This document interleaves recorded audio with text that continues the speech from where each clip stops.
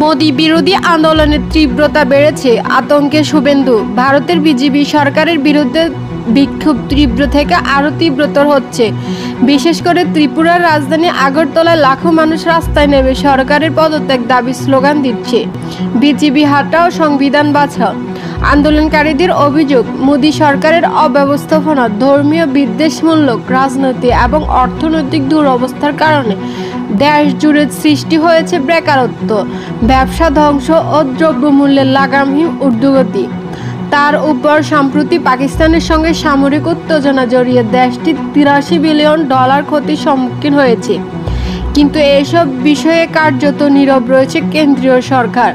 বিক্ষোভকারীদের রোষে পড়েছেন বিজেপির অন্যতম নেতা শুভেন্দু অধিকারী। সম্প্রতি তার বিতর্কিত মন্তব্য ঘিরে তুমুল বিক্ষোভ ছড়িয়ে পড়েছে হিন্দু সম্প্রদায়। কলকাতা সহ বিভিন্ন এলাকায় বিক্ষুব্ধ জনতা শুভেন্দু কুশপুতুল দাহ করেছে।